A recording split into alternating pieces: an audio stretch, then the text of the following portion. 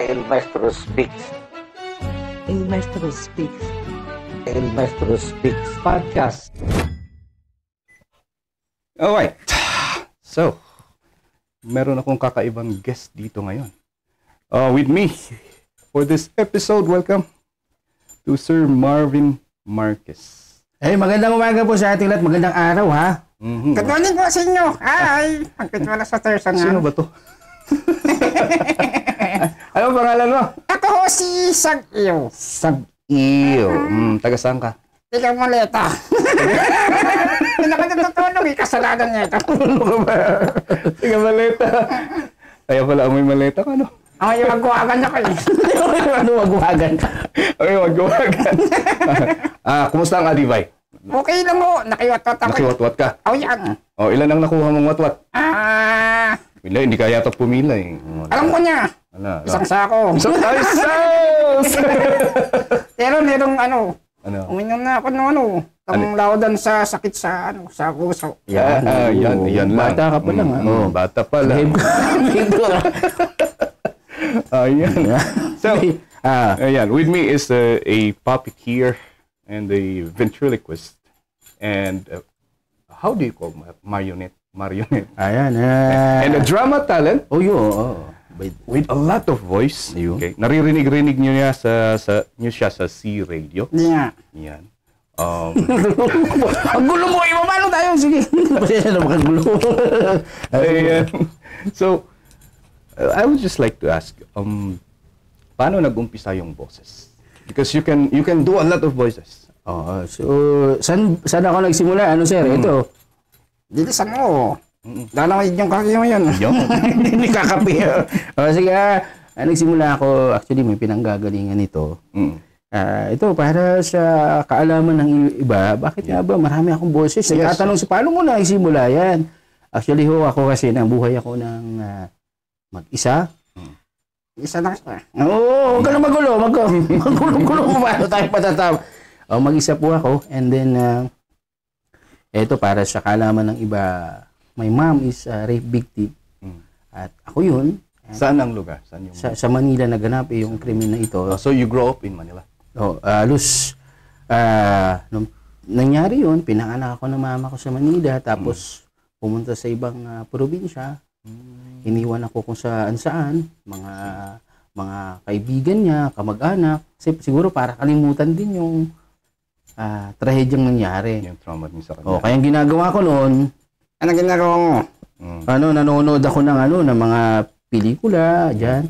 Yan sila FPJ, yan, sila Babalo. Tapos, doon ako sa bintana, nanonood akong gano'n. Tapos, so ibig sabihin, ikaw yung parang ako nung kapitbahay? Wala. TV ng kapitbahay? Wala tayong wala tayong, di ba? Iba yun eh. Nakikipanood tayo, tapos pag nilipat, kakamot kasi, gamot kasi. Sayang din. Sayang, di ba yun? Tapos yun, nung nagsimula na ginaya ko sila, tapos every time na mag-isa ako, parang exit ko yun eh, parang nagiging masaya ako. Yan, so ginagaya ko noon, naalala ko sila FPJ, yung So kahit nung bata ka pa na as in nung bata ako, ganun, ginagaya ko siya. Kahit hindi ko makuha yung boses, ginagaya ko na parang parang yung phrasing lang, ano? Phrasing lang. Ayan, kunyari, dudukot si ganun. Si FPJ na, yung mga linyahan niya, mga ganun. Balderrama. Ang sabi niya, tigilan mo na yung pagmamaganda na lalaki mo, Balderrama. Yeah. Tatandaan mo ito, Balderrama. Nagtanong lang sa loob, kailangan ng kalusin. Nabisin ka ba na yun? Nabisin ka ba na? Ayun, yun. Tapos, mga comedian. Ayan, ginaya ko si mga comedian natin. Ayan. So, yun. Doon nagsimula hanggang sa nag-elementary ako. Yun na. Sumali ako sa mga stage. Naging yun na. Elementary, kasama ako sa mga stage, gano'n, parang stage plays. Stage play, gano'n. Skits. Mga skits, ayun, mga gano'n. At sa grasya ng Diyos, nakasama ako dun sa mga club na gano'n. Mga samahan sa school. Parang glee club ba yun? Mga glee club, pero sa amin, mga art, may dancer, merong drama, merong mga comedian. Yun, doon nagsimula. So doon na nahasa. At isang bagay na natutunan ko sa bagay na ito, kung bakit galaw ka ng galaw. Kulang yung isang sakong watwat. Kulang to. Bumaba lang. Tulo ka na galaw. At ayun na nangyari. Yun. At hindi ko alam na ito palang pag-iisa ko noon ay gagamitin ng Diyos na trabaho sa hinaharap. Ayan, tapos, ayun na, pumasok ko sa high school, ginamit ko ito. Yun, naalala ko, ang unang ginaya ko noon na binigay sa akin, si FBR. Alam, linggo ng wika. Yeah. Oh. Former President Fidel B. Ramos. Oo. Yun ang unang labas ko doon. Yun, FBR. Fidel B. Ramos. Ayan. Sa mga nakikinig, ang kasama nating si Marvin ay may dalang what is it? Puppet? Oo, siya ay Si anong pangalan to? si Sag-iyo. Sag-iyo na it's an Igorot puppet. Oh, yan. Nakikinig. Ayun, nakiwatak. Nakiwat-wat. Nakiwatak, ayan. Yan, for the benefit of those who are listening na hindi makakita sa video. Nung bata ka is, di ba sa bata is medyo iba yung boses. Oo. Paano mo na-manage yun nung nagbago na yung boses mo nung nag-teenager ka na? Nung teenager, paano ko naman, siyempre manipis ang rehistro ng boses mo. Yeah. May technique eh. Ako naman, noon wala pang YouTube nung panahon. Oo. Sariling Trial sikap error. Sariling sikap. Tapos, meron isa akong lalaki na nung napanood ko, parang ipinanganak sa puso ko na balang araw magiging kagaya ko rin siya. Ito nga na mayapang Willie Nepomuceno. Yan, ito yung laging nang gumagaya kay Erap. Ano? Tanga. Yan. Kilala niya. Ayan, yun yung ano, tapos pinapanood ko siya, tapos may mga character kasi may secret art kasi ito eh. May mga sikreto na para kahit manipis yung boses mo, pwedeng maging makapal, may mga teknik. Yung modulation, ayan, pagbaba ng boses ng pinakamaba. Okay, ganun. So, pero inaral mo yun nang hindi ka... Inaral ko na walang libro. Sa akin. Walang libro walang Mahirap, coaching, walang YouTube eh. So yun, inaral ko pinapanood ko. Tenga, actually ginamit ko tenga. Tapos yung positioning ng bunganga. Kasi bawat boses may mga specific na rehistro ng boses. So ibig sabihin, pag iniba mo yung position, mag-iiba rin yung sound. Halimbawa, di ba? Pag ito, sample lang. Ang lupit mo. 'Di ba? 'Yun, natural 'yun. Pero pag binaba mo 'yun, ang lupit mo. Tapos sa puso mo yung baba ko eh. 'Di ba? Ganun. 'Di ba? Kasama yung mukha eh, 'di ba? Tapos talagang i-copy mo. Kaya nga mag-subscribe na kayo kay El Maestro eh. Wow talaga eh. Yan. Ayun. Yun, depende rin sa pag binaba mo, yan. Lalabas yung pagkaboses mo lumalabas yung natural ni Batki. Yun. Yung sikreto. So, nung high school siguro, ikaw ang lapitin ng aso. marami kang mga napapakwela. Yun, oo. Pero ang lang doon, ito, sa sobrang kwela mo kasi minsan hindi na sila naniniwala. Ayan. May niligaw. Ito may niligawan nga ako dahil komedyante tayo. Siyempre, nung araw. Napapatawa. Sa sobrang papatawa naman, hindi na naniwala. Kaya, hindi naman ang mali. Masyado. Nung nanligaw ka, ang ganda ng joke mo. Alam mo ba, bibigay ko sa iyo ang mga buwan at tala. Ay, mga ganun. Wala, hindi naniwala. Wala. Wala eh. Did it ever, nung high school ka, napagkakitaan mo na ba ito nung high school? Nung high school, may mga tumatawag sa akin, pero parang TY lang eh. TY. At may pakain, gano'n. Siyempre, high school tayo. High school, pakain sa atin, okay na yun. Hindi naman natin kailangan na masyadong So, may mga pakain lang sa'yo, manlibre lang sa'yo. Gano'n. So, nung high school, mayroong pagkakataon na tapos yun nga, si Erap, yun ang talagang yung kinakarakter ko nun eh. Si Erap, yun, kinakarakter. Yun yung parang nag-click nung high school. Yun, si Erap. Tanga. Paano ba ulit yung boses ni Erap? Tara ka na-stroke ka. Huwag ang gugulo mo iba paano eh. Yan, siyempre, ano yan. Wala po. Parang may stroke. Binigyan mo ng maraming taba eh. Wala po nga, makakatulong sa Pilipino. Kundi si El Maestro. Yeah. Ayan. Walang kamag-anak, walang kaibigan. Walang kamag-anak, kaibigan. Huwag niyo akong subukan. Yeah. I remember that. Yeah. Ayun, yun yung mga... Nasa ano pa rin, sa ano pa rin ng mukha. Sa placement ng bunganga. Oo, ganun. May mga artista kasi na makikita mo. Halimbawa, si Robin Padilla. Mm-hmm. Ako hindi ko naman sinasabi akong pinakamagaling na voice actor. Pero yung konting kaalaman lang natin, yun lang sinesya natin. Okay. Halimbawa, si Robin Padilla.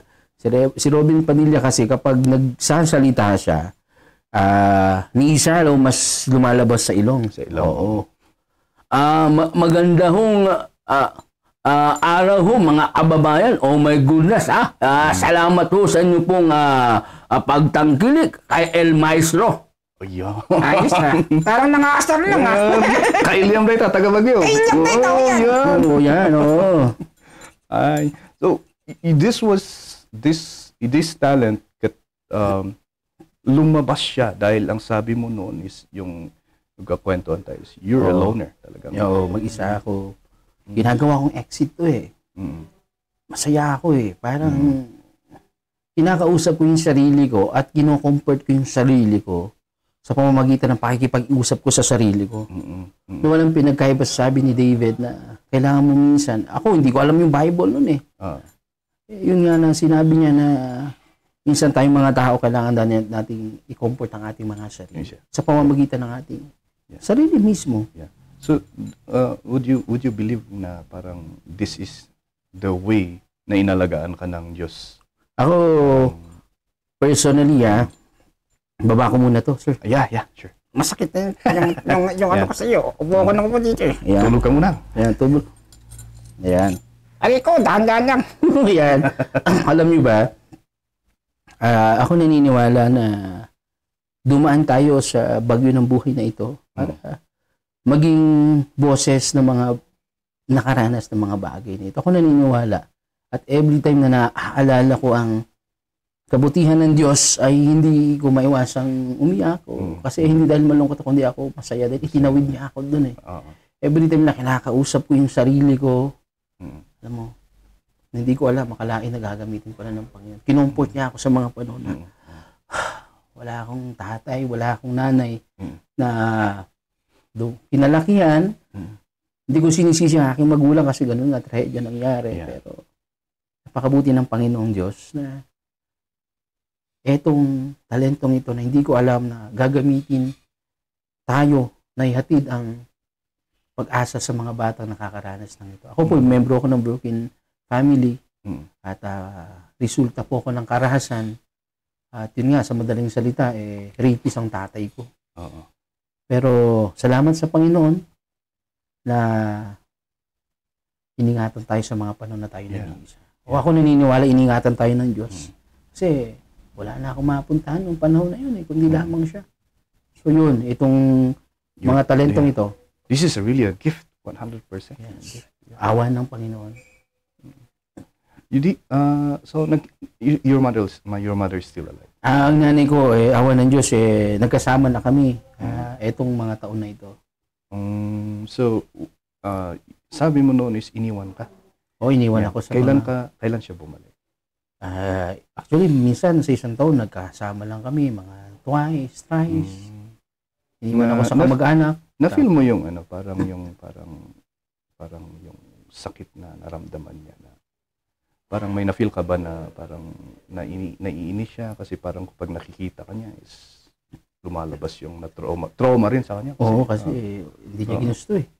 Pero isang bagay na alam ko na kung bakit niya ako iniwan. Nung bata ka, kasi ang iniisip mo lang, sana nandito si mama sa panahon na graduation ko, sa mga panahon na birthday, na kumakalaman sikmura ko, Christmas, tatapik sa likod ko sa mga panahon na minsan hindi ko naiintindihan yung mga bagay-bagay. Bilang isang bata yun lang, karoon ako ng galit. Totoo lang. Sabi ko na, bakit ganito ang buhay? Bakit kailangan ko mag-isa? Bakit kailangan kong ipanganak sa wasak na pamilya? Wala na nga akong tatay, wala pa akong nanay. So, panay galit ako nung araw na yun. Kasi isang bata, alam mo, hasalubong mo na doon sila sa buong pamilya, di ba? Pupunta sila sa park, saya-saya, tatay, nasa sila, tutulungan yung anak, tapos sasalubungin sa. Kaya ako, wala ako nun eh. Wala ako nun. Na every time na, ito lang Father's Day, walang kwenta sa akin yung Father's Day noon. Di bata ako, mahalaga sa'yo, maramdaman mo yung yakap ng tatay mo, pero hindi eh, wala eh. Hindi ko maramdaman yun. Doon ako nagsimulang mawasak talaga. Simula nung punong-puno ako ng galit. Sabi ko pa sa sarili ko, pagdating ng panahon, ikaw, patutunayan ko sa'yo na lumaki na buhay ako, nakasurvive ako, na kahit wala ka. Nanay ko dati, pag dumarating, nag-aaway kami. Sinusumbatan ko siya, ano ba mahalaga sa'yo? Ganun. Talagang galit talaga. Kaya pumasok na yung barkada. Doon talaga nawasak ako talaga. Ano yung epekto nung galit na yun sa'yo? Parang, ano yung epekto niya sa buhay mo? Yung kinimkim mo na galit? Parang... Number one, mahirap magtiwala sa tao. Kasi yung mga taong nasa palibot sa'yo, nanay mo, tatay mo, iniwan ka eh. Alam, darating sa panahon na, alam ko itong mga taong ito, iiwan din ako. Kaya, makikipagplastikan lang ako. Saka, yung puso ko, panay galit. Panay, alam mo yung, namumuhay ka sa kadiliman na alam mo yung lahat ng, parang ang pangit talaga ng tingin mo. Sa mga sitwasyon, lalo na nung teenager na ako, doon ako, sumali ako sa fraternity, nagtinda ako ng droga, wasakan talaga ng buhay, sir. So, yun yung parang, yun yung parang end result nung yung epekto ng tinanim mo na galit na parang... Wala naman akong pamilya eh. Wala akong nanay, wala akong tatay. Saan ako uwi? Dito ako masaya pang samantala. Panay galit. Yun ang resulta. At yun, wasakan talaga ng buhay ng mga panahong yun. Siyempre, pakiramdam mo, hindi ka mahalaga sa kanila. Yun. Ano kami?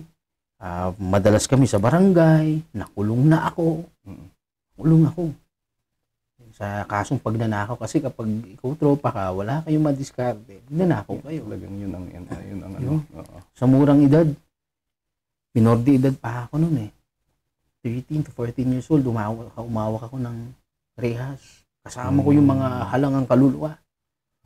Grabe, sabi ko nga, pag nasa loob ka, pati aso mo, mamimiss mo na hindi mo pinapansin. Alam mo yun? Di ba? Yung parang nasa apat na sulok ka lang. And just to put some of the situation in perspective, ngayon meron tayong CICL, Oo. Wherein yung mga ganun na mga minors dinadala sa kinukuha ng DSWD. I think yun parang gist eh. Pero nung time mo, kasama mo yung mga mga tigas, yung mga barako sa selda. Wala eh, kasi kasi ang ninakawan namin sorry yung tao ni Mayor eh. Tao niya eh. Kaya, pinasok namin. So, sige sige, ano nyo yan? So talagang wala rin. Wala rin. Ilagay nyo sa loob. Doon ko naranasan magmas totoo. Masahe ko. Pagod na pagod ka. Talagang masahe ko. Sapakin ko na kaya ito para gusto mo na kasi pagod ka na eh. Masahe. Doon ko sambaho pa ng pawis. Mainit doon. Mainit eh. Magsasakit yung gano'n. Sakit na to. Sige, yung ganun sa loob. Totoo yun. Nasubukan ko ba ito, hindi ko makakalimutan sa buong buhay ko. Pen di sa harapin. Totoo po ito. Ano yan? Pen di sa harapin? Kasi pag ang kaso mo sa yung kutsilyo. Ay, yung ginaganon? Ganun. Pagpapawisan ka na malamig na. Yung sa mga nakikinig, yung ilalagay mo yung kamay mo sa lamesa. Tapos tutusukin yung gitna ng bawat daliri in between the fingers ng kutsilyo. Kutsilyo, doon ko naranasan. Grabe, sabi ko sa iyo, lahat ng grabe, hindi ko makakalimutan sa buong buhay ko yun na. Ilang taong ka doon? Minor de edad kami. Kasi nga talamak na kami. Siyempre, wasak pamilya mo, wala ka namang pamilya, wasak ka ng buhay, magkakasama tayo sa labas. Ang gumawa doon sa'yo, mga pulis? Oo, yung mga nasa loob. Kasi nga, nga kami, kumbaga, markado na kami. Mm. Hindi lang yun yung mga, hindi lang kami ng gugulpi. Mm. Siyempre, malakas ang loob mo. Wala kang tatay. May nabasag pa ang ulo. Mayroong pang masaka ng buhay talaga. So, yun ang resulta ng wasak na pamilya. Ayan. Asan dun yung paano mo na iano yan? Paano mo na naibaling yun or na ano yun, na naibalik yun sa normal na buhay? Yung from that na talagang pariwara ka lang. Paano mo na bago yun? Ito, ang galing ng Panginoon. Dahil kami wasak ng pamilya, matapang ka, di ba? Mm. May isang tao na sa basketball court, kasi may starter kami, may mga, alam mo yung starter? Kapag gulo, ikaw magsisimula. Galing din tayo dyan nung... Di ba? Ikaw yung, ito yun. Di ba? Ikaw yung matapang na titirada. Pero kapag mag-isa mo, medyo tatakbuhin ka rin, di ba? Pag nandyan sila, may titirahin kami sa basketball court. Sabi ko, tirahin na natin ha. Basketball, tirahin kung ganyan. Talagang malakas loob mo, mainit yung katawan. Talagang ano. Sabi niya sa akin, nagulat ako. Sabi niya, bro, sabi niya, sama ka sa amin, sabi niya. Sinasabi niya sa akin, alam mo, parang isang puwersa na hindi ko mahindian. Bubugbugin namin yun Bubugbugin namin. Tapos yung pala, dinala ako dun sa Encounter God Retreat. 3 days yun. At doon ko na sa 3 araw na yun, nagpasalamat ako sa Panginoon na hindi natapos yung buhay ko na hindi ko siya nakilala.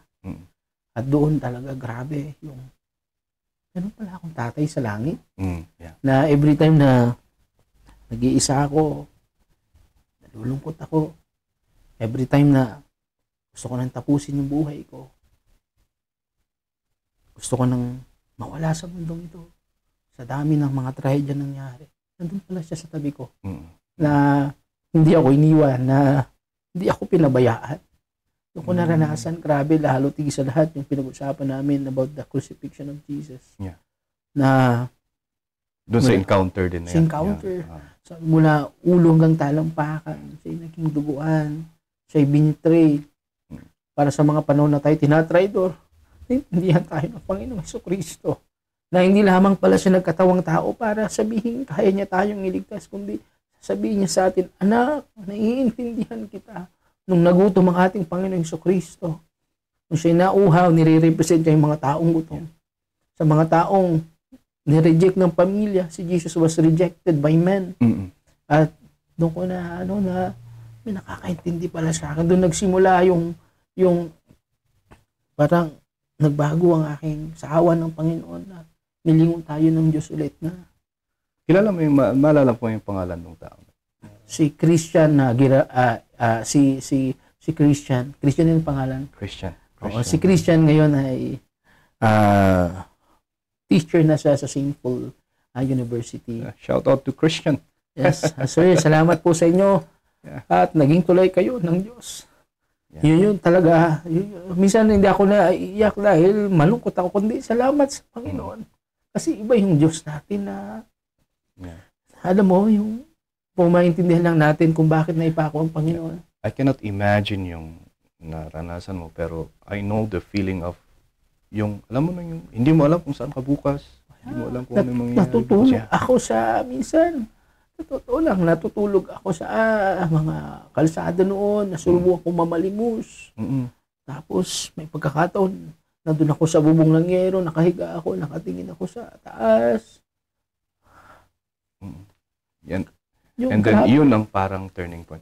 And then after that, tuloy-tuloy na ba yun? Or meron ka pang mga time na, because it's human nature eh. Talagang babalik-balik ka especially. Yun, sa totoo sinang nung na-encounter ko siya, ako nag-aalab ako noon.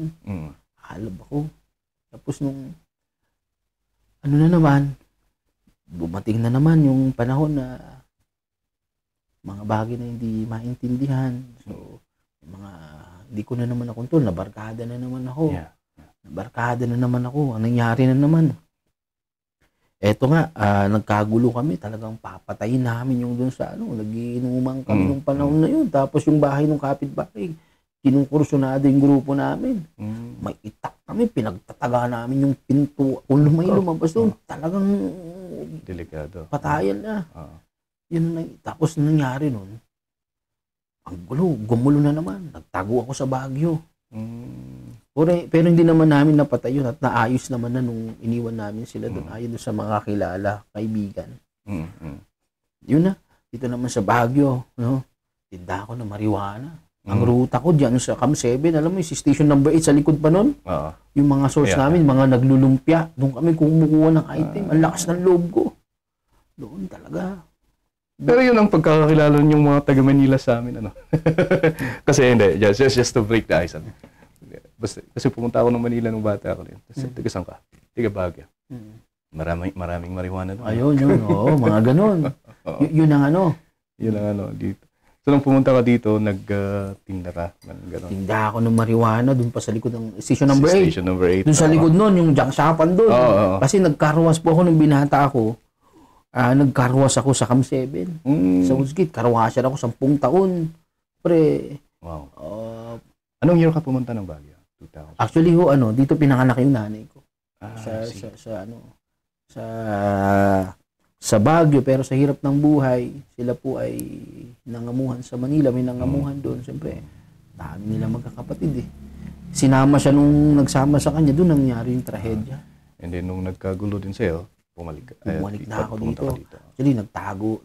Yun ang purpose ko, magtago. Pero, nung nangyari yun, balik na naman ako, nakabuelo na naman, ganun.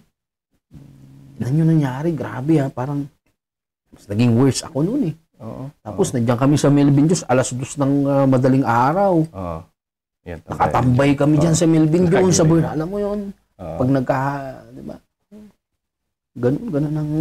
Ganun ang buhay natin noon.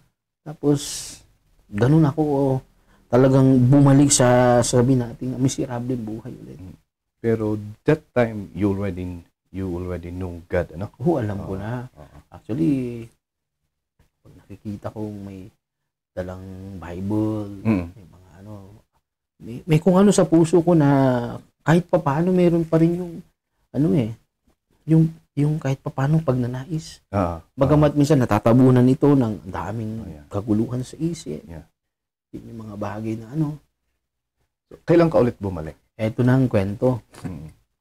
Isang araw dyan sa Crystal Cave. Sa Crystal Cave. Alam mo, Crystal Cave, tinaguriang yan Yung kung shabu, dyan po binabagsak. Ang may bagsakan dyan ng pinagbabawal na droga noon. At sabi ko, bakit? Dito ako dumadaan, kung anong sa pwersa sa paa ko, na dinadala ako sa daanang ito. Ilang beses ko nararamdaman, tapos na may magpagkakataon sa buhay ko, naglalakad ako. Siyempre, hindi ko alam eh. Pinagbigyan ko yung sarili ko na dumaan dun sa iniiwasan ko. Doon ko nakita itong fellowship na ito. Itong Grace Community Christian Fellowship. Doon. At doon ako ibinalik ng ating Panginoon. Tapos, nakilala ko ang aking young people pa kami noon eh. So, young people. Tapos, isa sa mga pastor namin noon doon, siya yung senior pastor namin dito. Si Pastor Rene Briones. By the way, thank you so much to Hope, Faith, Love Ministry for letting us use their studio for this podcast. Thank you so much. Pastor, yung senior pastor is... si Pastor Rene Briones. Rene Briones, yeah. Thank you so much po, Pastor. At ang aming founder, si Pastor Pasqua. Pasqua. Thank you so much for letting us use the studio. Going back there. So, during that time, nakita mo, pumasok ka, and then, did it start na, you decided na?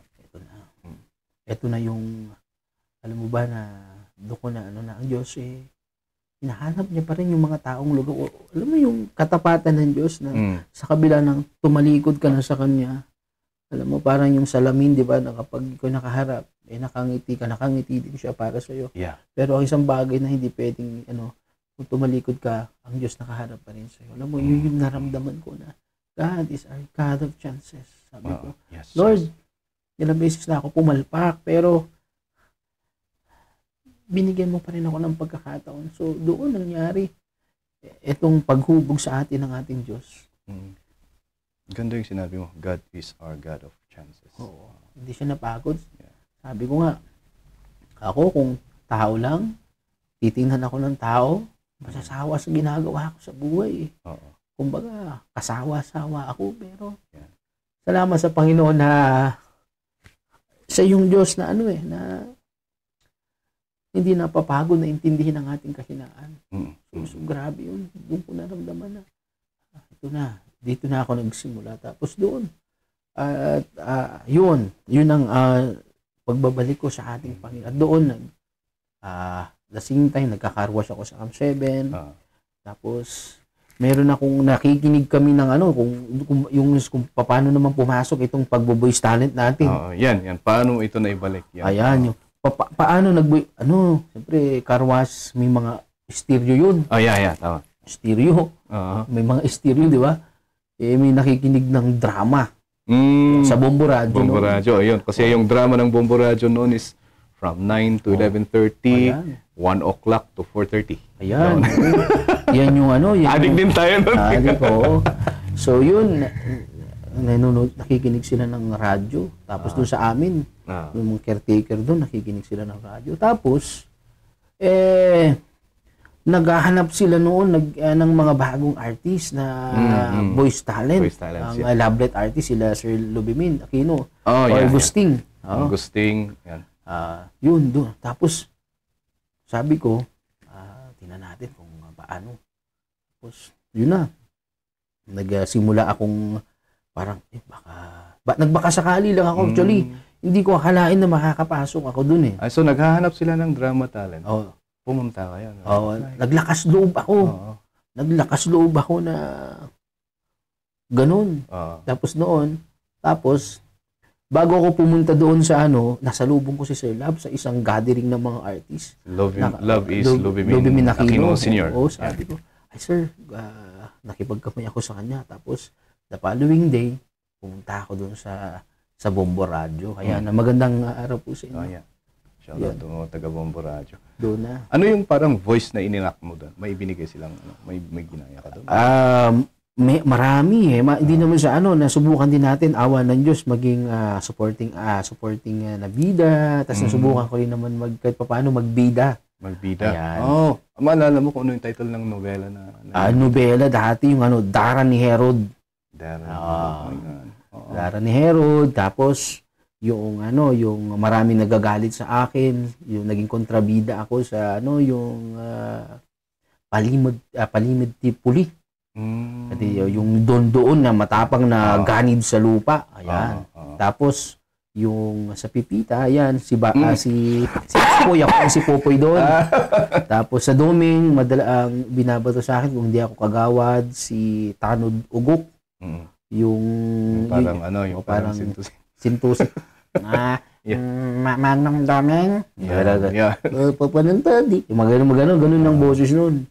So yun, tapos yun, doon na. Actually, maraming salamat sa Labet kasi talagang pinagtiyagaan din nila akong tinuruan, si Ma'am Letty Estudilio Aquino. Doon yung Pero bago ka makapasok, may audition. Ano yung parang piece mo sa audition? Ako, akin basa kasi ganun, kailangan magaling doon, magbasa ka ng Iloko. Yung Ilocano na talagang napakalalim na. Malalim, tapos may standard din, ganun. Bible level yung lalim nun yung talagang typewriter po, naalala ko noon, binasa ko. Tapos, yun ang problema ko noon, yung talagang pagbabasa ng Ilocano. Kasi yung first language mo is Tagalog. When mag-Ilocano kami matlang gitar lang. Siya. Nung Kaduan, Tagalog. Iso nga ako, nagtry ako nagbasa, and then yun. Awan ng Diyos, nakalusot naman ako. Nung una, mamasid-masid lang ako doon sa studio. Tapos hanggang yun, binigyan naman tayo ng break. Nagtiwala naman sila. May pagkakataon na tayo naman ay nagdrama.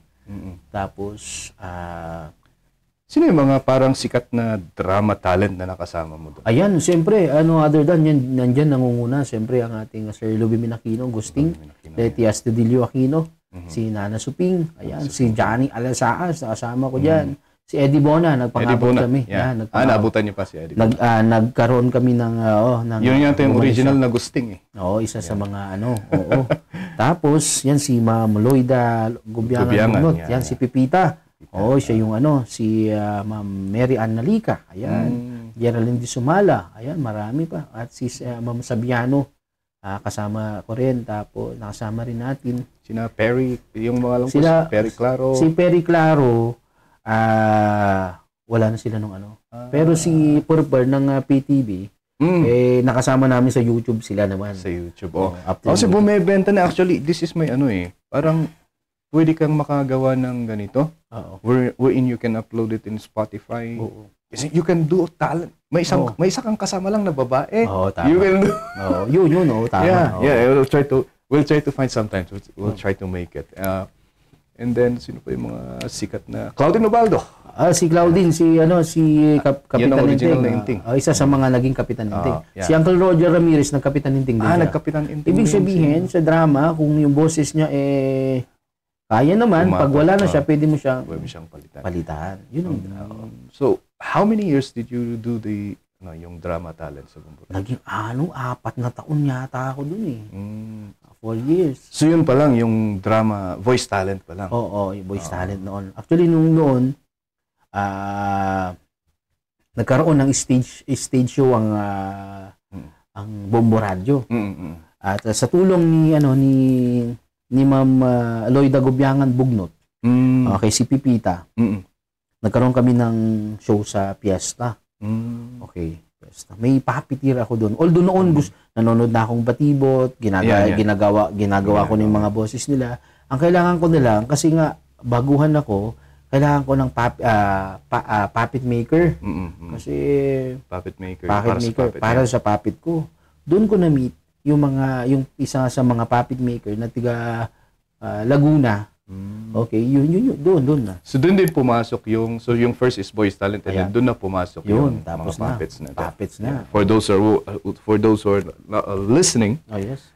sa background namin marami kaming puppet. Ayan. Iba-ibang klase, ibang puppet yan. Yan. We have this one. I like this one. Ayan. I'm holding anong pangalan ito? Si Si Pidots. Yan. Pwede natin. Si Pidots. Okay, ladies and gentlemen, the former President of the Republic of the Philippines. Magandang araw sa inyong lahat. To all the countrymen here in Baguio City. Ang kit mo wala sa personal, sir. Oh, yeah. Thank you. Magkamukha nga tayo eh.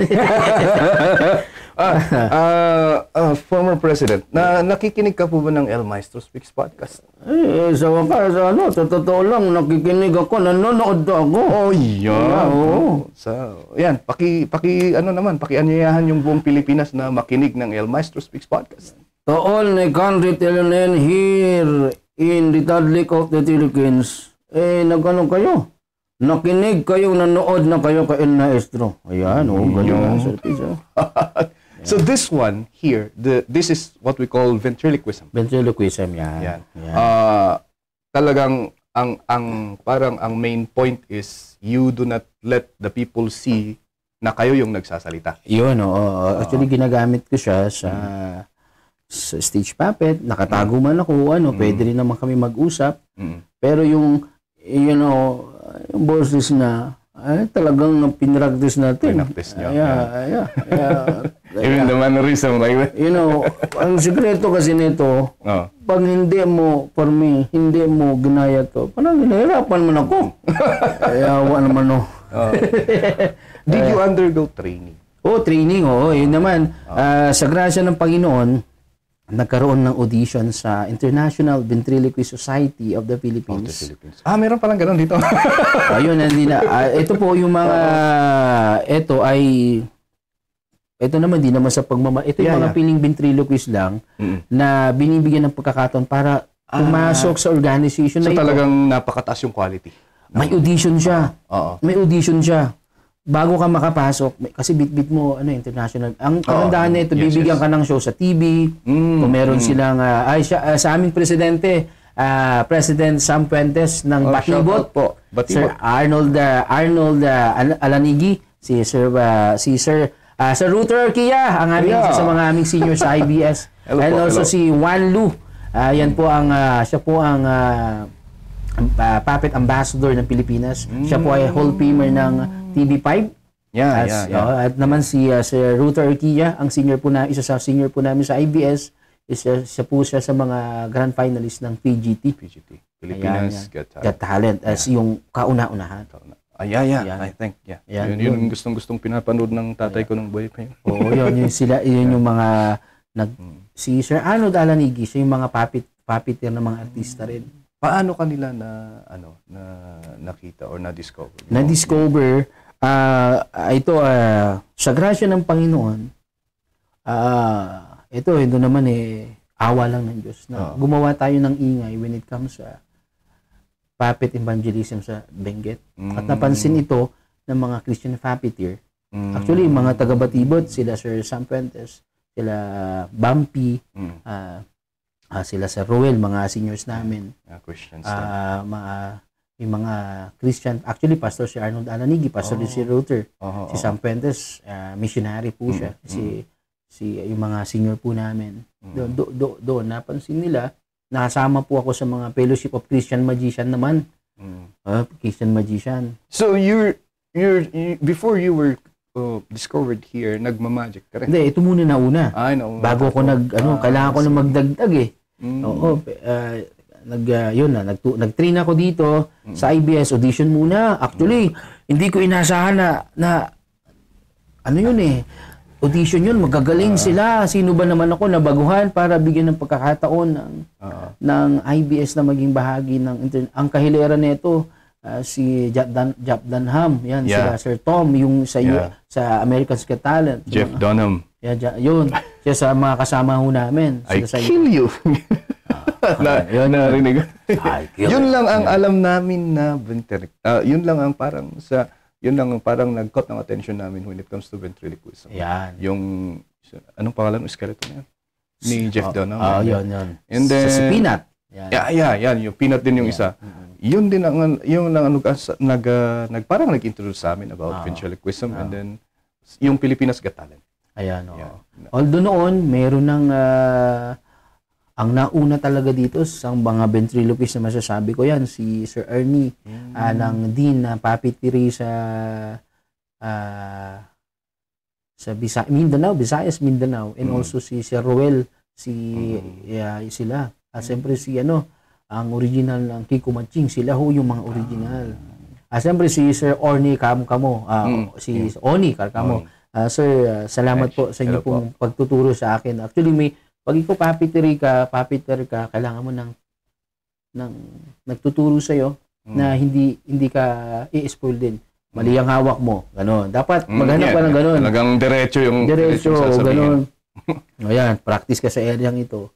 Pag ang puppet na ginawa mo, mali yung posisyon ng mata, kukorek ka nila. Kasi ito yung ginawa ko. Ito saan dito yung pinaka-first mong puppet pala? Ay, ito si Sag-Iw. Si Sag-Iw. Tapos dumagdag na, umabot na sila ng almost 30, ganun. 30. Meron din akong mga, ito. Yan. SpongeBob. Si SpongeBob. Ito yung character na pero ito, nandun siya sa stage ko ginagamit. Kahit nakabuka yung bukanga mo, hello, I'm SpongeBob! Kahit nakabuka yung bukanga mo, mag-subscribe na kayo kay El Maestro! Ganon siya. So, nakatagong ganon. Yun. Nice. Yun yung mga character na kailangan natin gawin. And also, ito yung gawa ko. Nung ginagawa ko to, yan. Yan, kailangan. Ito. Salamat kay Sir Oni Carcamo sa kanyang pagturo sa akin kung saan ko ipoposisyon yung mata para buhay yung itsura niya. I see. Yeah. Now, ano yung parang pinakamahirap na part of the training on becoming a ventriloquist? Yung number one, yung kung paano hindi bubuka yung halimbawa. Yan. Hello, kuya. Okay ka na? Yun. Diba ganon? Okay na ako. Yan. Ang liwanag, nasa langit ang mata niya. Yan. Hindi. For those who are listening, Sir Marvin is talking. Yes. Kaya lang, hindi bumubuka yung bibig niya. Oh. And then dahil bumubuka yung bibig ng puppet, talagang unconsciously napapatigin ka sa puppet. Correct. Hindi mo tinitingnan si Sir Marvin. Oo. Yan. Kasi nasquit ako sa kanya. Yun, oh. Nasquit ako sa kanya. Yan. And then, kailangan talagang it will come as a second nature yung kung kailan mo ibubuka, Oo, kailan mo conscious ka ibibigay, doon. yung blocking. Correct! Blocking, kapag kausap mo siya, kailangan... Yan. How long did it take for you to parang master? Sabi ko, sa panahon ngayon, hindi pa ako master. Nasa proseso ako ng lesson. I see. Hanggang lahat, ito, ang ventriloquy, sabi nila, magaling ka na. Hindi. Habang process. buhay, proseso to. Tama. Alam ba, pag nagsasabay kami, ang gagawin niya, maghahaming. Ganon. Tapos ako, ganon, di ba? Pag sasabihin natin, Wow!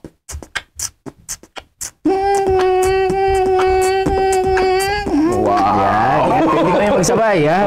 Ang galing. Yan, yung isang nakita ko is yung old na vintage ni Jeff Dunham is while drinking. Yun. Yun. So, yung ibig mo sabihin is, ventriloquism is like, it's an ending process. Every day, may nakikita kang bagong techniques. Bagong techniques, saka mga ideas sa iba. Pero kailangan may identity ka. Yung kapag sumampa ang isang El Maestro, ibang ventriloquist yan. Mayroong trademark yan. So, sa atin, yung trademark natin tayo yung puppeteer with many voices. Yeah. So, kung may mga character ka na magkakahiwalay, na ikaw pa rin ang, yun lang ang awa ng Panginoon na ginamit niya. Kung bakit pala may proseso ako ng bahagi ng pakikipag-usap sa sarili, na gagamitin niya pag dumako tayo sa puppetry. Yun ang training namin sa IBS. Ang una kung paano papalitan yung vowels. Salita, kunyari, ba. Kasi pag ba, banana. Yeah, with the lips, right? Wala lang, ba. Banana. Diba? Pero pag papalitan mo siya ng magiging D. Danana. Danana. Wala, nag-open pa rin yung bibig ko. Ang sarap ng dananak niya. Dananak niya. Tapos, isa sa mga training ko, kailangan na kaya mong kumagat ng palito. Kakagatin mo yung palito. Yan. So, nagsasalita ka habang kagat-kagat. Yun. Parang engot.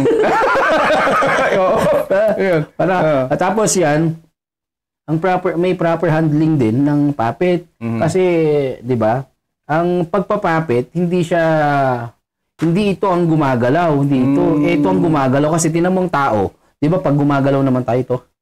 Yan to. Kasi kapag itong ginalaw natin sa taas, parang nagjuju yung ulo. Kaya hindi natural. Kailangan to lang tarang cute lang. Ayan, cute nga. Ang cute ka na. Ayan. Kaya ganun. Tapos number 1, kailangan may character siya. Pag si Sag makulit. Si character. Kailangan may character ka. Ito naman, ay kailangan ng mga puppet mo, bukod doon sa may... So before mong gawin yung puppet, meron ka ng idea. Sinusulat mo ba na ito, yung character niya, ganito, talagang lalagyan mo? Kailangan meron kang sariling tananaraan. Ayan, yung parang may multiple personality ka. Ganon. Isang tao. Ang pangalan niya ay Ako si Trudencio Talieso Igado Adowo. Just call me Itasio. Tasio na lang. Tasio na lang. Okay. Anong trabaho ni Tasio? Dati akong sundalo. Sundalo. Anong nangyari? Tumakbo ka? Retired na. Hindi na. Nag-retire na ako Ayan. Ang dahon ng kilikili mo. Sumisilid ka dyan Ano naman ang character niya? Ako yung sundalong pastor. Sundalong pastor. Yan, parang magkabaliktad Marriage counselor. Marriage counselor, okay. Totoo ba ang sinabi nila na ang babae ay dapat laging tama? Ay, depende yan. Ako laging may tawa So yung tama mo, dito. Meron. O, sa likod yan. Yan, oo. Yan. So, nilalabas mo yan, anong mga parties and events? Kapag halimbawa, kasal, yan. Kasal, gano'n. Kasal, yan. Kasal. Oo, Nagbibigay hindi ka ng sakal, advice. hindi sakal. Sakal. After 10 years pa yun. Oo. Pero yan yung character niya. At paano ka nagkaroon ng idea that you can use this in ministry? Ito na. Paano kasi sa mga bata bilang isang nakaranas ng ako, malapit sa puso ko yung mga kumakalam na sigmura. Kasi naranasan ko eh. Yeah. So, naranasan kong itawid ako ng Diyos at naranasan kong pag-ibig ng Diyos sa mga panahon na ako'y nag-iisa. Gusto kong i-impart ito na may pag-asa pa. May pag-asa pa mga anak, mga bata. May pag-asa pa. Broken family ka, pero tatandaan mo, hindi pa tapos ang Diyos sa buhay mo. Yeah. Mahal na mahal ka ng Diyos. Mahal na mahal ka ng Diyos. At yun yung parang tutulak sa atin. Ako hindi ko makakalimutan ito. Nagkaroon kami ng, ito sa grasya ng Panginoon at karangalan sa kanya. Nagkaroon kami ng evangelistic crusade diyan po sa Melvin Jones. May mga kabataan. Tawanan sila. Tapos, nilabas ko si Sagiw and then we do gospel presentation through illustration. Alam mo, isang bagay na minsan may pagkakataon man na parang gusto ko nang bumitaw. Yeah. Ang nagpupush sa atin, mga kwento na nangyayari sa film. Nagulat ako, isang babae na estudyante, tiga 7. Sabi, Kuya, papakamatay ako. Sabi, tapos nalaman kong kinounsel siya ng mga counsel. Kasi kami kapag sa team namin, we do gospel show and then mayroon kaming counselor. May mga kabataan, babae sa babae, lalaki. So your counselor was also trained to counsel yan? Hindi lang basta-basta yan? Hindi lang basta-basta. Shoutout sa aming kasama dyan, si Pastora Minerva. Ayan, isa sa mga kasama natin dyan. Sila Mary Chris. Yan, because I have this, kasi, then, especially if a child experienced trauma, parang dapat hindi lang basta-basta kasi nagka-counsel. You have to undergo training. Kasi baka imbis na makatulong ka, matrigger pa. Oo. Yun, may proper training. Actually, kapag kami nasa bahay ampunan kami, alam mo ito, ang pinakabatang rape victim. 7 years old. Pumunta kami sa bahay na yun na ampunan dito, parang rehabilitation. Yeah. Kailangan may training ka na tama yung sinabi mo, sir, na instead na ikaw ay makatulong. Pause muna tayo. And we're back. Yan. Ayun, imbis na makatulong matitrigger natin yung mga traumatic experience. Kailangan talaga well-trained. Kaya may mga kasamahan tayo na mga counselors when it comes sa mga kaso ng rape. Alam naman natin yan. Yeah. Ang mga tao yan na kami mismo, nag-train din tayo dyan kung paano mag-counsel. Ang counseling, hindi yung salita. Hayaan mo siyang mag-release. Tama. You really have to. Yun nga yung parang talagang isa rin na parang gustong i-advocate na just because I encountered this when I was doing a podcast episode about trauma also. Yung sinabi ng kapatid ko na hindi basta-basta. And then yung pag-asa ng kabataan, I think there is a Facebook, pag-asa para sa kabataan, na yun din ang focus nila. Oo, tama. Yan.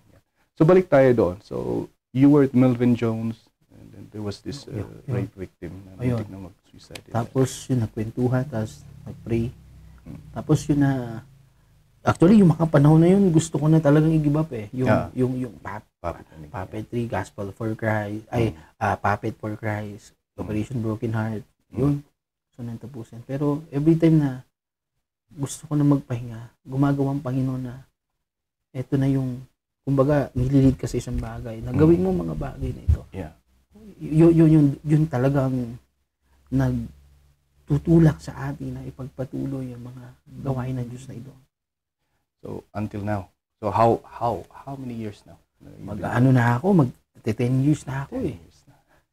Medyo since 2014. Oo, medyo awan ng Panginoon nakarating na. Ako hindi may mga lugar na hindi ko inaasahan na dadalhin ako ng Panginoon sa simpleng ganito lamang na ano, at iba-ibang audience. Yeah. At ang bilang isang sumasampas entablado, tatanong sila, ano ba ang pinaka magandang pinuntahan mo na? Yeah. Yan. Yan yung tanong eh. Kasi yung iba, pupunta sila sa overseas, yung mga kasamahan natin, ang ating mentor. Actually, galing siya sa India ngayon, and sa ibang bansa. Sa Thailand, yung iba, sa Hong Kong. Pero, isang bagay na ako na nagpasaya sa akin, na parang habang nagpe-perform ka, yung mag-perform ka sa isang lugar na hindi mo inaasahan, na makakadadaling ka ng Diyos na sa simpleng ngiti ng mga batang ito. Yeah. Alam yung mga cancer patient? Yung mga nagkikemo. Nagkikemo na yung may inoperahan. Alam mo yung makalimutan lang nila na 3 minutes na may cancer. Oh. Yeah, right. Ako hindi ako naawa sa kanila, pero itong luhang ito ay nagpapakita na napakabuti ng Panginoon. Nag-ano kami sa Benguet, sa mga alam mo yung tinasalinan ng dugo. Yeah. Nakadextrose. Yeah, everything. Yeah, she's in pain. Yeah. In pain. Tapos mayroon pa may mga tahi dito. Yeah. Yung mga talagang suffering talaga. Suffering. Alam mo yung bilang isang ginamit lang ng Panginoon, alam mo, mapangiti mo lang sila na 3 minuto na makalimutan nila na, ay, wala pala akong cancer, wala pala akong sakit, hindi pala ako inoperahan. Dahil may isang ginamit ang Panginoon na simpleng manika lamang na nakapaghatid ng pag-asa sa kanila. Yeah. Alam mo, yun para sa akin. Kung may isang bagay akong gusto kong balikan ulit, etong pagkakataon na ito. Ito sa grasya ng Panginoon, nakapunta na tayo sa mga rape victim, nag-perform na rin tayo sa mga birthday parties ng mga by the grace of God na ano rin tayo ng national TV. Pero isang bagay, ang masasabi kong na napangiti ko ang Diyos ng mas okay na, kumbaga may scorecard ang Panginoon.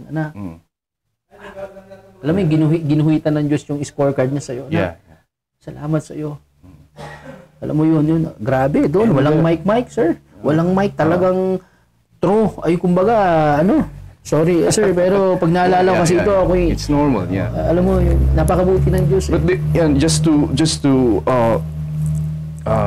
give more emphasis dun sa sinasabi mo kanina na yung cancer patients, wherein lagi silang nakakaramdam ng sakit yan. And then, totoo yung sabi mo, just to make them smile, 30 seconds or 3 minutes man yan, just to make them forget the pain. Okay? Aside from that is a scorecard or 1 point from God. That is also big help for those patients. Kasi ang hirap tumawa pag may sakit eh. Oo, mahirap. Tapos mapapatawa mo sila in just 30 seconds or 3 minutes is it's a big deal. Alam mo yung hindi man sila makangiting ganoon kasi may alam mo yung gumalo. Yan. Kasi yun. So, yun. And yun nga yung parang it's more than enough. It's I think a lot better than yung 1 million peso na talent. Talent fee gano'n. Nakuha mo si Digong. I know in your line of work you don't curse. Yeah. Does he curse? Yun kasi, bakit kinuha ko si Digong? Ito pala, kasi meron kaming isa sa mga bagay din. We going to yung Badak. Barangays, ito nga, para sa mga labanan ng droga. Hindi para i-promote ang mga naging marahas na, kundi para ipakita na ang droga nakakasira ng kasi ito, kapag siya, ang isang bagay na, kumbaga, mainit pag-usapan, pero kapag nakita sila ng puppet, natutuwa sila na magaan na pumapasok sa kanila. Right. Tama, diba? Halimbawa, may mga, sabihin natin, sa gobyerno, pag siya nagsalita, mas nakakatawa. At the same time, pumapasok yung message. Yung message, natutuwa sila. Means, pag hindi mo inayos yung buhay mo, masira buhay mo. Magdroga ka, walang pambiling bigas yung pamilya mo, may droga ka. Huwag mong subukan, mga ganun. Mga jokes yun, pero may mensahe. Right. At madali siyang i-digest ng tao. Natatawa sila, pero may mensahe. At the same time, Yun si Digo. Yun yung character. Yun yung pinractice natin. How long did it take you to master his voice? Kumbaga, sa akin kasi, mga ilang buwan din. Hanggang pinag-aralan ko kung paano siya, isa lahat yung ganito, malaking tulong to. Kasi, parang yung kamay niya, hindi ko alam, parang nilagay sa lalamunan ko. Sa lalamunan niya? Hindi ko alam. I don't know. But honestly speaking, pag nagaganito ko, parang nag-evolve man ako. May ganun. So, yun yung mga 2 buwan, 3 buwan. Wow. So, ang boses naman, lahat naman tayo ay may kakayahang manggaya. Pero ang problema, yung passion mo na gawin ito. Right. Kasi, may, parang pumapasok ka sa isang mundo na hindi mo mundo, na yung mundong yung dadalhin mo sa'yo. Ano ba yung boses niya? Kailangan, ano ba yung pagkatao nito? So Tiga saan ba siya? O kailangan, alam mo yun eh. Personality niya, ano ba yung kanyang mga, ganun. So, ganun. Nice. Among all this one, sino yung parang, yung masasabi mong, yung character niya is malapit sa character mo? Ito, siyempre, yung si Sag-Ew. Yeah. Ito si Sag-Ew. So, makulit ka rin in personal, ano? Makulit din ako. Ito si Sag-Ew. Ayan. Kasi, si Sag-Ew siya ay buhay na ako ulit. Yeah. Ay, ko dahan-dahan. Teka lang. Ay, inayan. Inayan ito. Ay, inayan ito. Yan. So, yan. Si Sag-Ew ito. So, si Sag-Ew, kaya, Mercy. This time na ako ay, grasya lang ako. Actually, ako to eh. Ako yung version niya na, walang tanilya, walang nagulang, pero inayos ni Lord. Amen? Ayan, amen. Yeah. Lord, ayaw nag-inin, kunin mo na to. May pupuntahan pa yun mamaya. Pupuntahan pa ako, mag-Jesus race pa tayo. Ay, ganun na. Yeah. Ako to, si Sag-Ew, yun.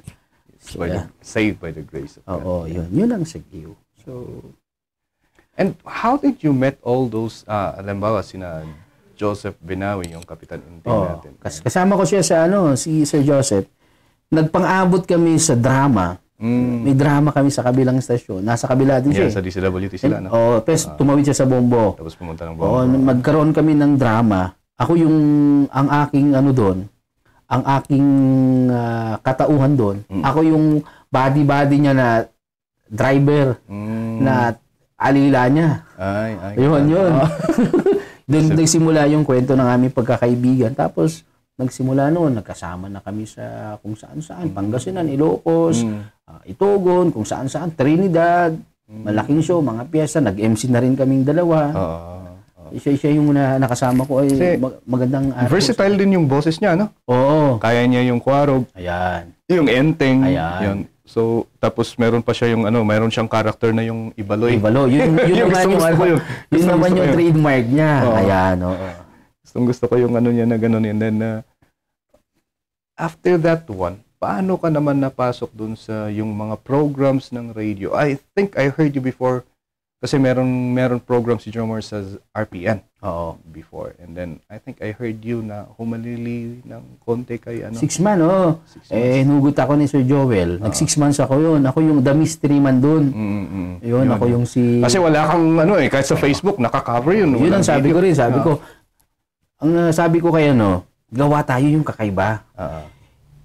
Magbabato tayo ng impormasyon na nakakatuwa, mabigat na issue pag-usapan, pero mas magaan. Yun yung ginawa The Mystery Man. Yun, lumalabas yung mga karakter namin minsan na kung ano-ano na lang para pag-usapan yung mga bagay-bagay. And, yung sabi ko, sayang hindi naalagaan. Sabi ko kasi, ibang trademark yun walang nakakagawa doon sa 3 AM stations dito. Walang gumagawa. Ayun. Liban na lang But then that was like long time ago kasi naka-podcast ko si Sir Lolong Jimmy Lozano. Ayun, isa sa ating mga Yan, siya yung pioneer, OG yun. natin yan talaga. And sabi niya, yun ang ginagawa din niya noon. Kaya natanong ko kasi, bakit Lolong Dorsky? Tapos, yung tatlo din daw yung character niya. Parang yung ginagawa mo. Tatlo din daw yung character niya, yung Lolong yung isa, tapos yung isang bata, tapos meron yatang isa. Bumabanat din siya, parang nagbibigay ng analysis about the news, about the situation. And tatlo na tao, na iisa lang pala.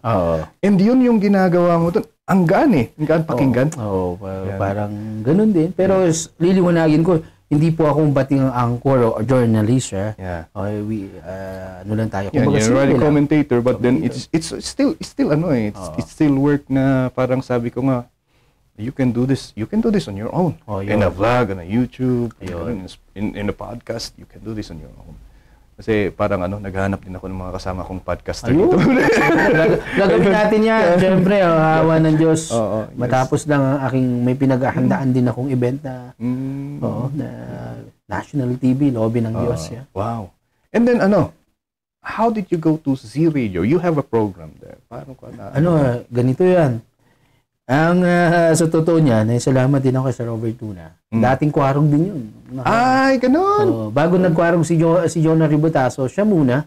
Tapos sinalo ni Sir Jonah Ributaso, mas nakilala talaga nung si Sir Jonah Ributaso. Kasi natural na komikero yun. Si Sir Jonah, iba yun Ibang kalidad ni Jonah. Ang alam ko kasi yung naririnig ko mga 1990s. Sir Lubimin. Lubimin, tama, yung kwarog. Tapos, ang ending noon, si Claudine Obaldo. Tama. Yeah. And then, napunta ka sa Z Radio. Ano yung mga programs niyo doon? Pwede nating yung program natin. Siyempre may tayo, yung programa natin doon, 46 Sign On. Ng umaga with the Sir Robert Luna. And afternoon, afternoon edition, 1 to 3 naman. Entertainment naman yun.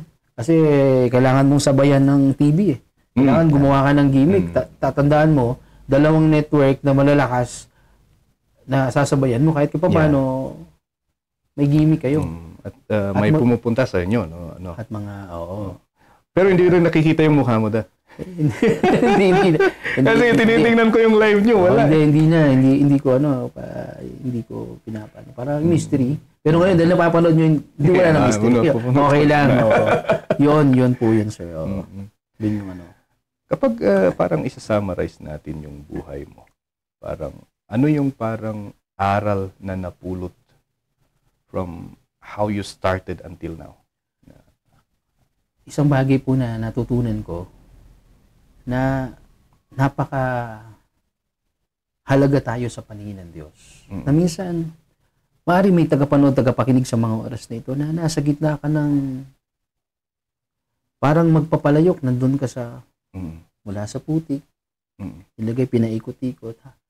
Habang pinapaikot-ikot, hindi mo alam yung, sa totoo, personally, hindi mo alam kung ano ka magiging Pero may mga bagay na pinoproseso tayo ng ating Diyos. Bakit si Kuya Marvin ay, sabi ko nga kahit papaano may konting talento tayo ng mga boses, hindi dahil ginusto ko lang ito, kundi ito yung pinoproseso ng Diyos. Mula sa aking pag-iisa, sa isang sulok ng aming tahanan na nakatingala sa kalsada, nasa mga puno, mag-iisa kinakausap ang aking sarili. At doon ko nakilala ang Panginoong Diyos na sa panahon pala tayo nag-iisa mga kaibigan. Nasa gitna man tayo ng masasabi natin hindi natin maintindihan. Sa dulo pala nito kung tayo magtitiwala sa ating Diyos. Planado tayo ng Diyos. Kaya ang sabi niya sa Jeremiah chapter 29 verse 11, ang planado tayo ng Diyos. May plano ang Diyos sa iyo sa mga oras nito, kapatid. Na maaari broken family ka, na betray ka ng asawa mo. Ako personally, pinabetrayal, isa sa mga bagay na tinrabaho sa akin ng Diyos. Hindi para sirain ang aking asawa o sino man. I was betrayed 3 times. Grabe yun. Marriage? Oo. 3 times. 3 times. Kung ako hindi naman sa pagmamalaki Alam niyo, pag wala tayo sa Diyos, hindi natin alam kung ano gagawin natin. Right. Pero salamat sa pagpapaalala sa atin ng Panginoon. 3 times. And 3 times you have forgiven her. Yes. Nasa proseso ako ng healing, pero Wow. Doon lumabas ang Wow. Operation Broken Heart Puppetry. Yan. Wow. Na nang ako'y na-betray, ito ulitin ko hindi dahil gusto kong ipakita na doon ipinanganak sa puso ko, Operation Broken Heart. Yeah. It's all about the rejection. At why you reject? Kasi may someone na nag-betray sa'yo. Mm-mm. At ang mga betrayal ay may mga muka. Mm. Sa pamilya. At hindi ka pwedeng i-betray ng mga taong walang kaugnayan sa'yo. Mm. Kung bakit ka na-betray, may kaugnayan sila sa'yo. Mm. So yun talaga. Awa ako, si Kuya Marvin, grasya lang ng Diyos, bakit ako nakakatayo sa talaga. Sa dami ng ating pinagdaraanan, ginagamit ng Diyos itong mga sugat na nakaraan para sa hinaharap. Nasubukan ko mag-clown. Nag-clown ako. Nasubukan ko yun mag-clown. Actually, bago ako nag-magic, sinasabay ko, nag-clown ako. Naka-clown din ako sa isa sa mga sikat na fast food chain, hindi lang sa Pilipinas. Birthday parties. Yung mga politiko sa Benguet, naka-clown ako noon. So, So, yun po, ang isang Kuya Marvin. Oo. Awa ng Diyos, isang bagay na natutunan ko. How can you forgive? It's the hardest thing to do. How do you do forgiveness? Ayun nga isang bagay na kung wala ang Diyos, kung wala ang presensya ng Diyos, alam nyo, kung sasabihin ko po sa inyo, hindi lang dahil naiiyak ako, pinipigilan ko lang aking puso, hindi dahil naawa ko sa sarili ko, kundi salamat sa. Alam nyo, kung pag walang presensya ng Diyos sa buhay mo, hindi mo kayang magpatawad. So ilang beses kang niloko, nakita mo, nasaktan ka, broken family ka na. Ganun po nangyari sa marriage life mo. Alam mo yung kumbaga, wasak ka na. Do you ever question God? Bakit ganito? May pagkakataon.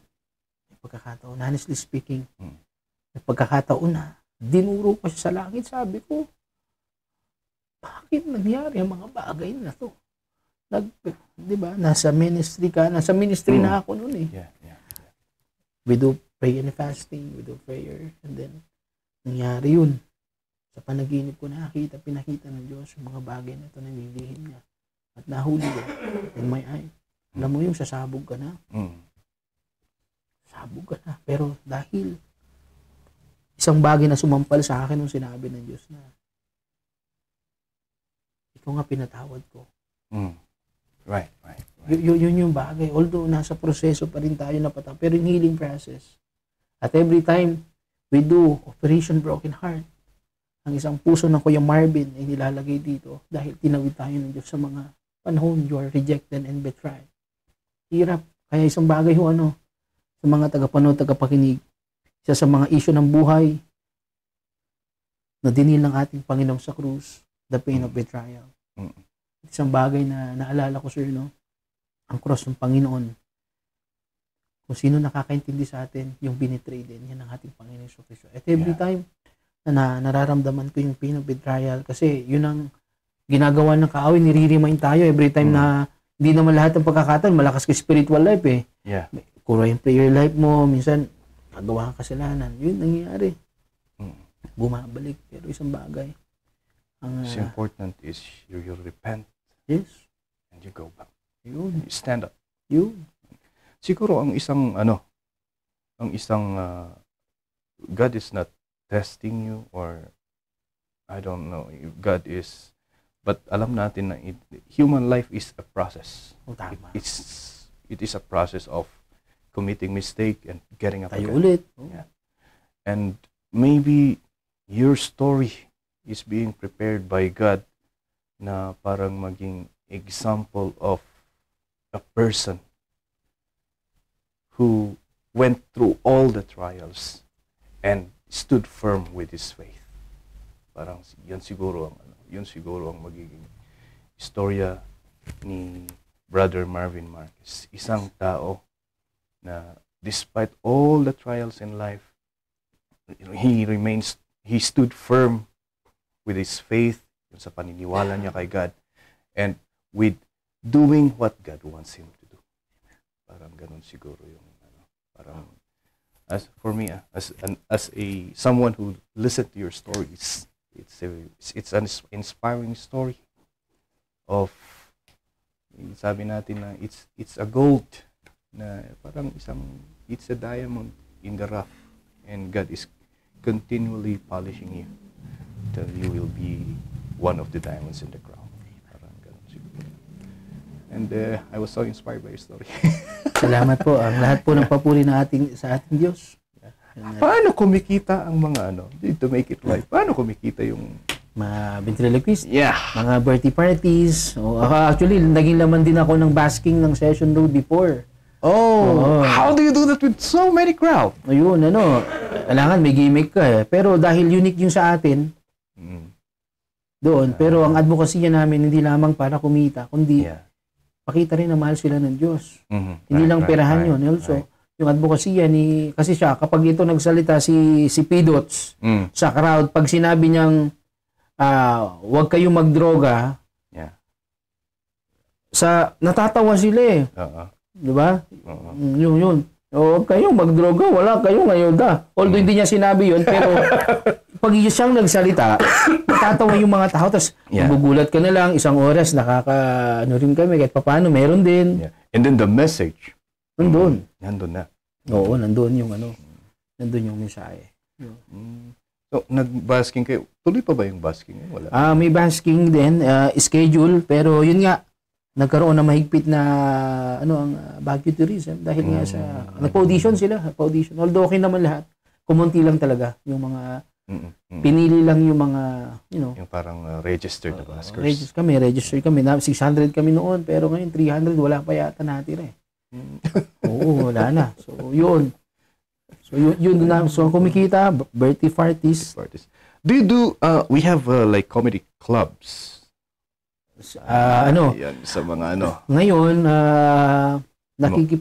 may sinamahan ako ngayon na comedy clubs. Yung mga guesting ba? Guesting. Yung parang gano'n. Actually, kami, nagpapatawa naman tayo sa mga, nasubukan ko rin ako, dinadala namin ng comedy sa Dapayan, nasubukan namin doon. Yun, dapat. Sa Barrels, diyan sa Marcos Highway. Naging laman din ako ng mga ganun. At ngayon, meron ako sa, pwede ba mag-promote? Yeah, sure. Okay, this coming December 7, dyan sa Up North Comedy Cafe. Ayan, nandyan kami. Ayan, Robin, may guesting kami. December 7, anong oras yan? Alas 7 yun. May kumonekta sa atin. So, magkakaroon ng open mic. Baka sama kami sa line-up. And also, this coming December 21, itong variety show dyan sa Convention Center. Okay. Yan, nice. December 21, early Christmas. Parang maganda dun, sir. Meron kaming clown, meron kaming magic, merong juggling, may banda, may dancer, meron pang stage drama. Kaya kompleto po ito. Agtayo-tayo pa ijay. So, ganda. Maganda po yan. Sag-iw. Yan. Meron ka na namang show pala sa December 20. Gagamitin na naman niya ako eh. Yan, tayo ka Jamil Benjo. Yan. Tang. Kani nga. Ano ba? Iba yung Tangulong ta, tagbatok. Yan. Yan si Anyway, Brother Marvin, I was so inspired with your story. Okay. We've been talking for like an hour already. Uy, bilis na. Salamat. Isang oras na tayo. And I think para hindi ka ma-disturb, thank you so much for and then I hope we can do this again some other time. Okay, so before we end, pwede ba tayo mag-pray, sir? Sure. Sa ating mga kababayan na nakikinig, nanonood, tayo po'y manalangin sa oras na ito. Ama, salamat po sa pagkakataong ito, Lord. Ang testimony ito, Lord, hindi para ako itaas, kundi ang inyong ginawa sa aking buhay. At ganoon din po, Panginoon, maari sa mga tagapanood, sa mga oras na ito, na may ganito ring nangyari sa kanilang mga buhay, O Diyos. Dalangin ko nga po na yakapin nyo nga po sila sa mga panahon po sila nag-iisa, Panginoon. Maramdaman po nila na meron pong Ama sila sa langit, sa mga broken families, Lord, sa may pain of betrayal, Lord God. I pray yung healing nyo po sa kanila. Higit sa lahat, salamat po, Panginoon Jesucristo, sa iyo pong kaligtasan na sa pamamagitan po ng aming pananampalataya sa iyong tinapos na gawa sa krus ng Kalbaryo na ikaw pinamatay para pa sa aming kasalanan. Inilibing kasama ng aming sa kasalanan at sa ikatlong araw ay muli kang nabuhay. Sa ngalan ng aming Panginoon Jesucristo. Amen. And amen. Thank you. Thank you. Oh, bakit ka natulog? Natulog ako. Thank you. Maraming ka. Natulog ako. Ayun na yan. Ay, asena. Ay, sila. Sige. See you at Melvin Jones. Bye-bye. Bye-bye. And we're done.